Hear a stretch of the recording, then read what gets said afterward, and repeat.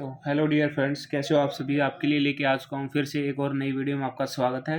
Haryana board class के 10th के लिए केस प्रकरण अध्ययन आधारित आपकी बार 3 क्वेश्चन आपके आने वाले हैं बोर्ड में।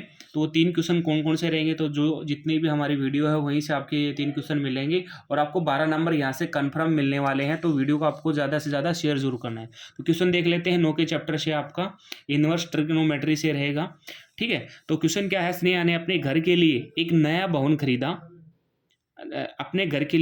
भवन खरीदा और वह बिल्डिंग की छत पर अपनी कंपनी का साइन बोर्ड लगाना चाहती है। ठीक है, मतलब नया उसने घर खरीदा और उसका मतलब जैसे घर है तो उसके ऊपर उसने एक अपना साइन बोर्ड, जैसे आपको यहाँ पे इस डायग्राम में अच्छे से दिख रहा होगा, ये साइन बोर्ड लगा हुआ है ये। ठीक है, इतना ये रेक्टेंगल टाइप में, मतलब आयत की तरह है ये। यहाँ से देखो ये क्या है, साइन बोर्ड है। नेक्स्ट दे रखा है जमीनी स्तर पर एक बिंदु P से भवन की छत का उन्नयन कोण। देखो यहाँ पे आपको गिवन है, अच्छे से पढ़ लेना। यहाँ से देखो ये क्या है, इसका जमीनी स्तर, यहाँ से भवन की छत का उन्नयन कोण कितना है, ये है इसकी भवन का छत का उन्नयन कोण कितना है, ये 30 डिग्री का। यानी क्या बोला था, साइन बोर्ड के शीर्ष का उन्नयन कोण है 45 डिग्री। तो यहाँ से लेकर यहाँ तक ये इसकी क्या है, यहाँ से लेकर यहाँ तक इसके ये साइन बोर्ड है ये इतना। ठीक है, ये क्या है, साइन बोर्ड दे रखा है। इसका उन्नयन कोण कितना है, 45 डिग्री का है। देन आपको क्या दे रखा है, बिंदु P के भवन का आधार से 24 मीटर की दूरी पे है। क्या दे रखा है, बिंदु P के भवन आधार से 24 मीटर की दूरी पे है। तो देखो यहाँ से P से लेकर B की दूरी कितनी दे रखी है, यहाँ पे 24 मीटर। देन और इसने बोला था भाई √3 की वैल्यू आपको क्या यूज करनी है, 1.732 यूज करनी है। ठीक है, तो कर लेते हैं हमारा क्वेश्चन स्टार्ट। यहाँ से पहला दे रखा है भाई निम्नलिखित को पढ़कर आपको उनका आंसर देना है। तो पहले दे रखा है भवन की ऊंचाई बिना साइन बोर्ड के क्या होगी। तो ये बोल रखा है भवन की ऊंचाई बताओ आप कितनी होगी। देखो हम ये निकाल लेते हैं, कौन सी ट्रायंगल लेंगे, हम पहले APR ले लेते हैं। APR ले लेते तो हमारी भवन की ऊंचाई आ जाएगी इसमें। ठीक है, तो सबसे पहले हमें जो डिस्टेंस दे रखे वो नोट आउट करेंगे। तो PA की वैल्यू कितनी हो जाएगी, देखो PB की वैल्यू बेटा आपके पास कितनी दे रखी है, PB क्या दे रखा आपको पास से 24 मीटर दे रखा है। ठीक है, और AB और ये BC और AR और CR ये दे रखा है एक किस टाइप में, वर्ग टाइप में दे रखा है। ठीक है, स्क्वायर टाइप में दे रखा है। तो AB की डिस्टेंस होगी ना उतनी इनकी सभी की होगी, इसकी भी और इसकी भी। ठीक है, तो यहाँ पे लिख लेता हूं मैं। देखो हमारे पास ये 24 है, तो AP की निकालनी हो तो क्या कर देंगे हम, AP की निकालनी हो तो हम PB में से क्या करेंगे, PB माइनस AP घटाते PB में से क्या कर देंगे हम, AB घटा देंगे। तो आपके पास क्या आ जाएगी, इसकी वैल्यू आ जाएगी PB की। तो PB किसके बराबर हो जाएगा, PB की वैल्यू 24 माइनस AB की वैल्यू कितनी है, 10 हो जाएगी। तो PB की वैल्यू सॉरी बेटा, हमें तो क्या निकालना था, PA निकालना था। PA आ जाएगा, सॉरी यहाँ पे PA नहीं आ जाएगा आपके पास, PA। तो PA की वैल्यू कितनी आ जाएगी आपके पास, 24 में से 10 जाएगा तो 14 मीटर आ जाएगा। ठीक है, तो ये हो जाएगा आपके पास 14 मीटर।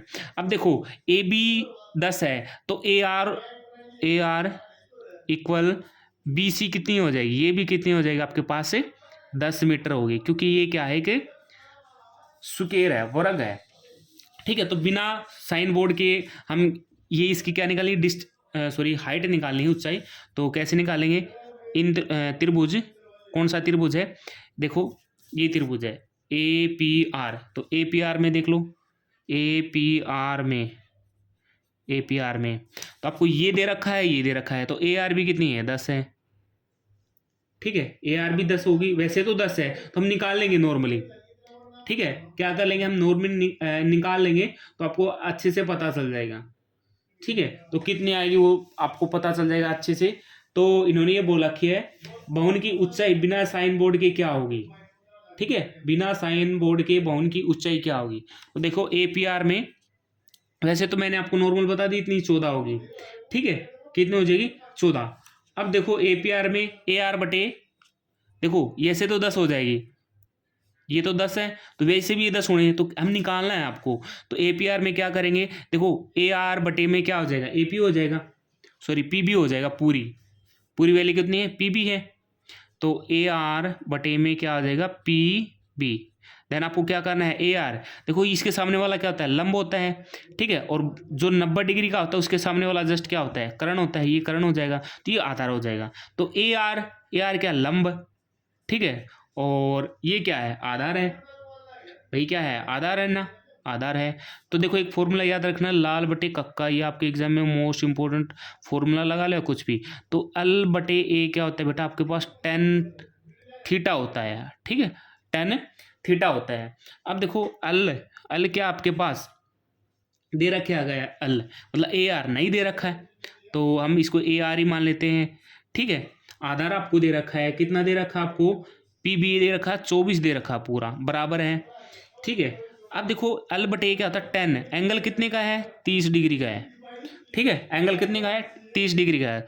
तो ए आर बराबर है 24 बटे में हो जाएगा 10, 30 की वैल्यू कितनी होती है बेटा, 1/√3, ठीक है। देन आपको क्या करना है, आगे इसको सोल्व करेंगे तो ए आर की वैल्यू कितनी आ जाएगी, क्रॉस मल्टीप्लाई कर दो या 24 को ऊपर ले जाओ, यहाँ पे 24/√3 आ जाएगा।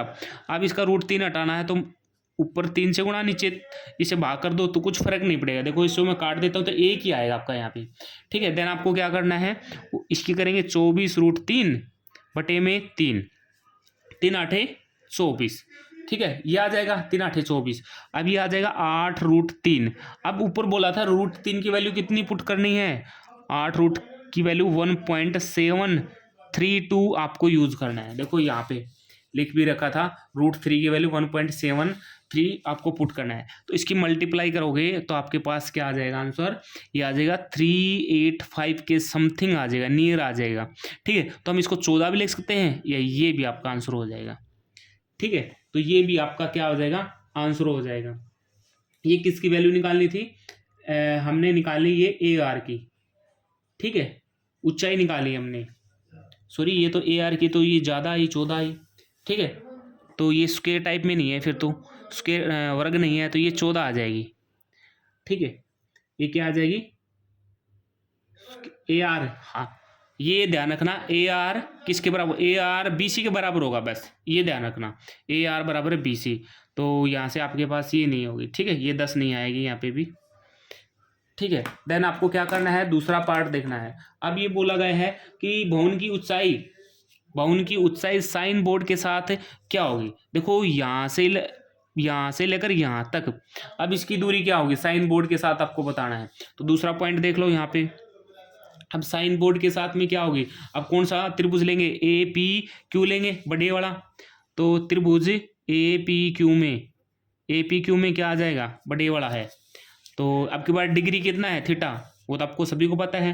तो हमें ये पूरी निकालनी है, तो ये हमारे पास अप्रोक्सीमेट हम 8.4 लेंगे, 8.5 लेंगे, तो इसमें हमें कैलकुलेशन करेंगे तो गड़बड़ हो जाएगी। तो हम इसको नियरेस्ट 14 मीटर लिख लेते हैं, ठीक है, ये 14 मीटर हो जाएगा, या आप इतना भी कर सकते हो, कोई बात नहीं, इसमें कोई गड़बड़ नहीं होगी, ठीक है। ए पी क्यू में तो देन आपको क्या करना है, या क्यू ए पी बोल सकते हैं हम, ए पी क्यू, ठीक है।